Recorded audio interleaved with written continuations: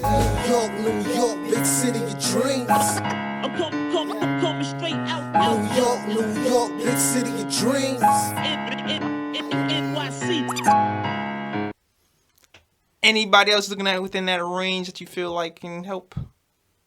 Yeah, so I have 3 guys left I want to talk about. 2 of them are pretty similar. Not really, I mean, I guess in their games, but I'll talk about them separately. But, like, in terms of the void we're trying to fill, right, we talked about that there are guards with that playmaking and shooting. Right. Like the void that we can fill. The first guy is Stanford freshman, Tyrell. If we're talking about physical limitations, he's got to be one of the first dudes that comes to mind. He's tiny. I think he's like 6'1", 160, and it's evident on the court. Like, he'll get pushed off the ball, but the fact that he's not a complete negative on defense, like, he'll make some really good team defense, like plays as a team defender, just because of his IQ, sniffing out passes, all that stuff. But the main sell with him is the shooting. He is one of the best shooting profiles in the draft, especially considering his age and shot diversity. He's shooting 41% from 3 on 5 attempts per game and has been at 90% from the line the entire season.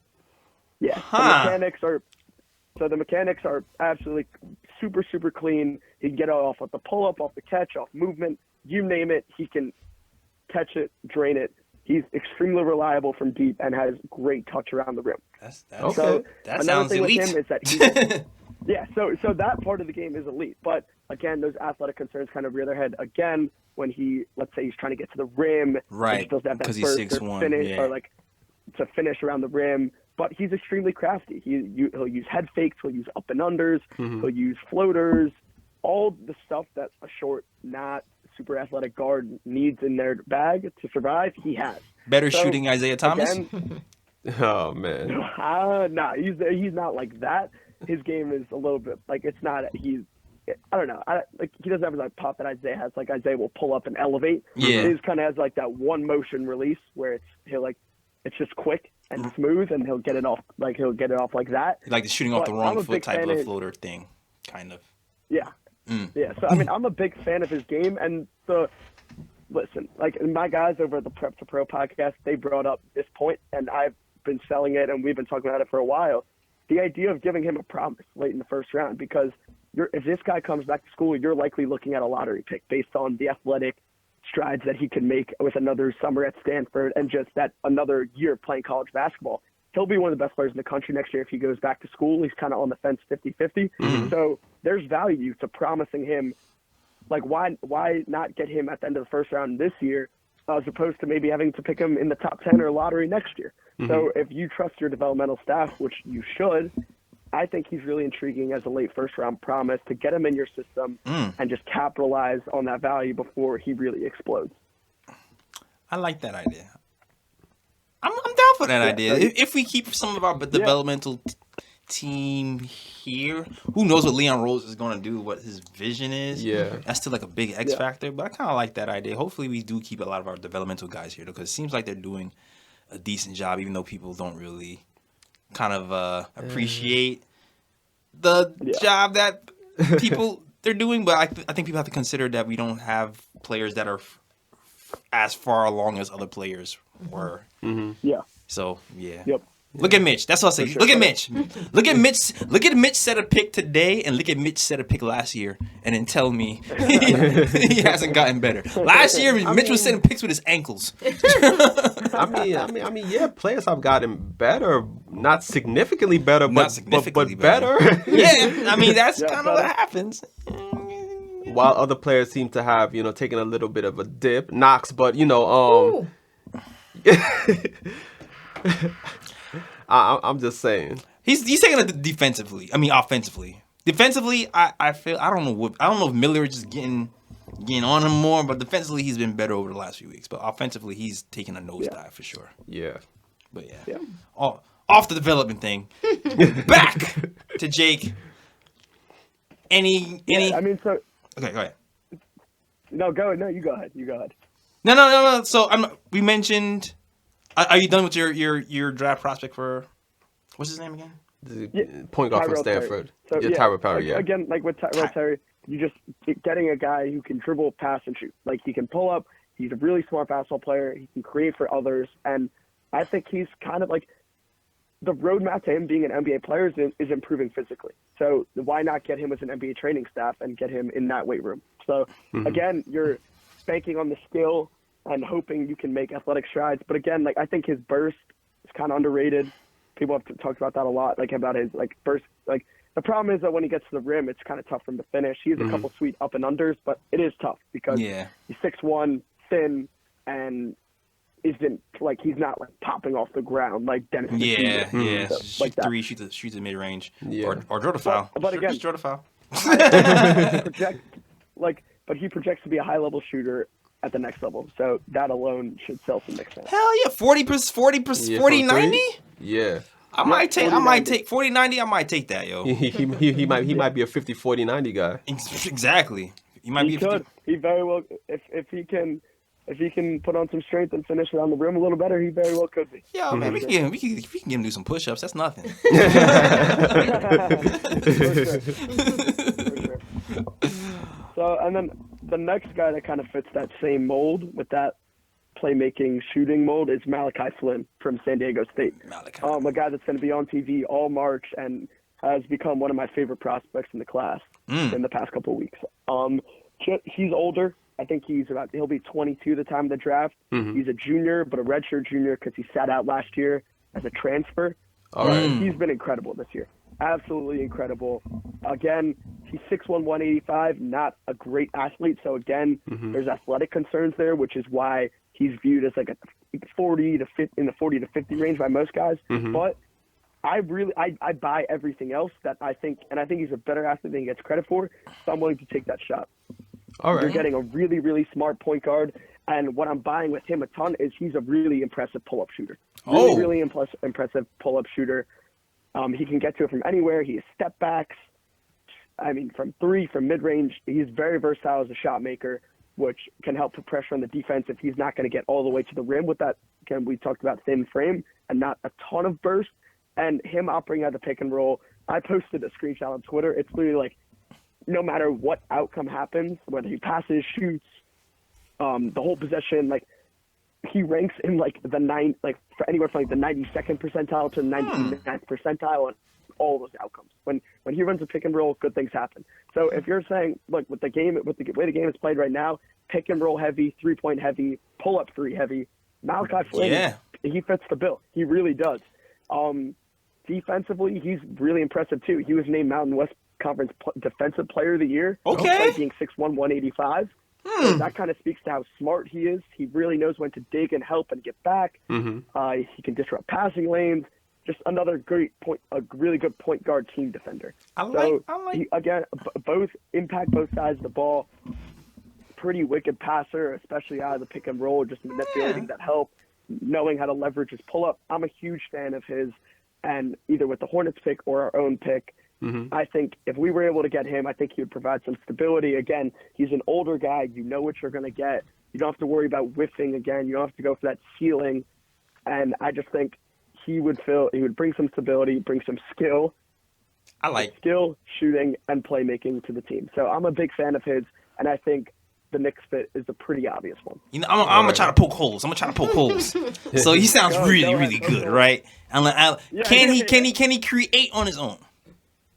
So that's the thing. I mean, his synergy profile in terms of percentiles, they're all off the charts. Like in isolation, I think they do have him in like somewhere in the 90s. But that would be the concern. That like, is he able to break dudes down off the dribble without a ball screen? And I don't know. That's probably going to be the area of concern. Okay. But what I would counter is that he does provide a lot of off-ball value with his catch-and-shoot three. Okay. He's a really, really good shooter. So, again, you don't need him to kind of iso ball. He's not going to James Harden you. He might not blow right by you. But if on offense, if he can be a legit, really legit pick-and-roll player in terms of passing and creating for himself, he's a good pull-up shooter when given space, and he can knock down catch-and-shoot, open catch-and-shoot threes. That's a pretty complete guard to me. It's not, again, the ceiling isn't so high because of the age and the lack of athleticism. But he's the safest bet, you think? In terms of craft and IQ and just knowing how to play play his own game and playing to his strengths, Malachi Flynn is one of the best. All right, cool. I like that. I'm thinking Marcus might have been worth shipping out for him. Yeah. I'm trolling right now. I would definitely agree. I would agree. All right. So, Jake would agree, Kathy. So I do got a question though. I can't wait. Go ahead. Can't wait for what? The ladder. All right. So We don't have ladders. Wait. I just want to know what school does he play for again, so I could be aware of him during March. San Diego State. San Diego State. They they're lost, one of the better so teams. they lost last night, so I don't know if they're going to be a 1 seed, but definitely be one or 2 seed. Yeah. I'm a buyer of them. They're a ton of fun to watch. Malachi is awesome.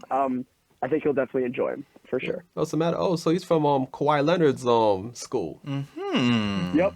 From Kawhi Leonard's school. So the defenders there. I've seen that. All right. Cool. All right. So, I think. so if it's cool with you guys, I have one last guy. Oh, go ahead. All Yeah. right, one last guy. All right. So one last guy, TILLIE from Gonzaga. Okay. So the problem with TILLIE, and I'm just going to preface this right off the bat because everything I'm going to tell you guys, you're going to be like, so why is he not a lottery pick? So he's a 4-year player, and he's That's probably dealt why. with an injury bug basically like for his entire career. Injury prone. Got injured, missed half of season last year. He's been out for a couple games this year, so long-term health is a pretty big and valid concern. But again, at some point in this draft, his talent bet is worth it. He's a 6'10" big man from France, another KILLIAN. I think he's from France. I'll double check that. But another KILLIAN. Okay. And he's just an absolute basketball genius on both ends of the floor. I don't know if you guys are familiar. I don't want to bore you guys with too many advanced stats, and I know some of your listeners probably don't want to hear them either. No But advanced basically, stats. Give it to us. All right. Well, I'm going to say it anyways because it puts some context in. So basically, he finished with a box plus minus above 10 for all 4 years, which if you want to look into that context, you'll see how incredible that is just to have that consistency in production on both ends. Wait, what does that mean? Enough with that. Box plus minus. It just. You said advanced plus minus? It's box plus minus. Oh, box plus minus. Okay. Sorry.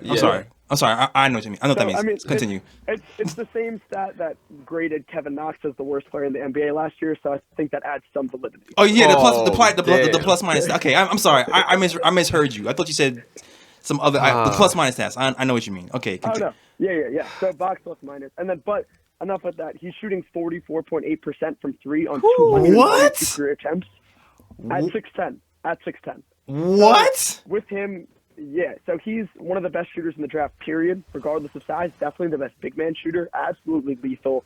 And he's an incredible passer, too. Incredible passer. He'll have some of these possessions where they'll throw him a post entry, and he'll already read the help when the ball's in the air, and he'll just tap it to, touch pass to a wide open 3 or a wide open layup. He is so much fun to watch. Just his instincts, his IQ on both ends of the floor. He's initiated some pick and rolls as the ball handler at 6'10". He'll attack closeouts and pull a floater off one leg before the help comes. He's just an incredibly skilled and smart basketball player. But again, those problems with age and injuries, I get it why he's not considered. Some people don't even have him as draftable because they are worried he'll ever be able to play. But we're talking that the Knicks have 3 top 40 picks. I think at some point, maybe with the Hornets pick in the mid to late 30s, his talent bet is going to be worth it just because if you can get him to stay healthy as a floor spacer, his skill set is so prominent in the NBA right now, and especially when you consider RJ Barrett's future. If we can get a floor spacer like that can also hold it down defensively and pass, that just knocks so many holes out of the park. Absolutely. Again, the injury stuff, it's valid. I get it. But at some point, his talent bet is just worthy. Yeah. Okay. So, absolutely. I mean, I know there's an elephant in the room with, people have been bringing up the Porzingis trade again because he's been playing well. And it's well, he wanted to leave, guys. He wanted to leave. He didn't want to be here. He's like, oh, why did you? He didn't want to be here. Yeah. He didn't want to be here. He didn't want to be here. We didn't want to lose him for nothing. But anyway, there is a void for a 4 on this team who can play defense and shoot threes. I know we really need a point guard too. I know that's a big need, but we also really need a stretch 4 who can play defense. And that could mean the end. I mean, that might render Julius Randle useless. Yeah, I didn't want to use the word useless, even though that's the words that I thought. Because you kind of see how the match between RJ and Julius Randle at the moment, it doesn't seem like they fit. Yes, fit, mesh. It seems like you need a stretch four there. Yeah, if Tillie, again, if I pray to the basketball gods, if we get him, that he stays healthy, that's an incredible fit with RJ Barrett, and just that's a great value pick in the early second round to get a guy like with his talent. What type of he's definitely, I think. What type of injuries does he have? Do you know? I'm pretty sure it was knee stuff or foot. Okay, was it no joke? Achilles, no. MC, ACL, or any of the curse words from the, you know what I mean? Achilles, ACL, any Durant's? Oh, damn. No Durant's, but I'm looking at it right now because I don't want to get this wrong because this is like that'd be a big thing. Mm-hmm. Right. Knee. So I think it could have been an ACL. Ooh. I don't know. The ACLs. So he had cleanup surgery in October to kind of just like smooth everything out. Mm-hmm. But again, he did suffer the season-ending injury last year, so there are injury concerns. But if we're just talking skill and if we can get him healthy, it's worth it. Mm-hmm. At 40, it's worth the risk. It's worth the risk to me. At 40, if he's still there. At 40, it's definitely worth the risk. I can't imagine he would be there. If he's projected to be a top 10 and injury is the problem, I can see him going at 30 or 20. Yeah, I mean, I don't. There are websites that don't even have him in their top 60. Interesting. Tillie's going to be a really interesting case because it all depends on the medical stuff that people like me and you just don't have access to. Got it.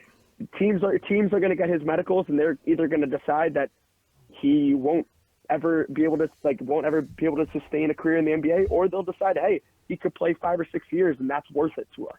So the Tillie evaluation, like Michael Porter Jr. a couple of years ago, is really hard for people on the outside because it's completely based on his medicals that we just don't have access to.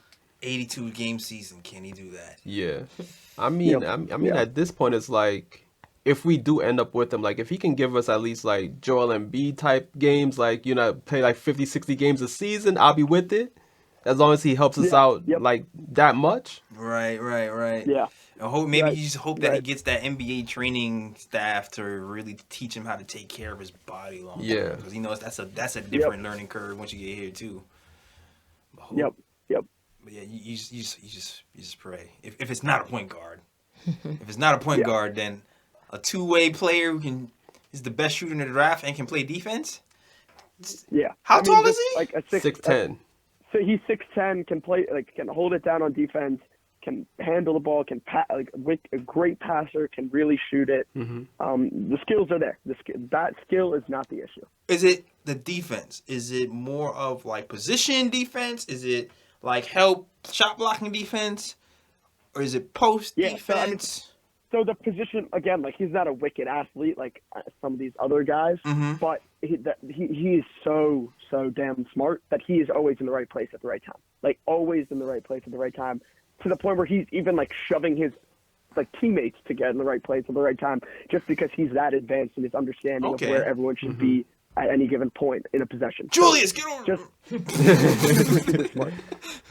All right, no. Okay, I can see that. That's what's up, and we'll definitely see him in March too, because he plays for Gonzaga, and Gonzaga's projected number 1 seed. So, yep, you'll see him in March for sure.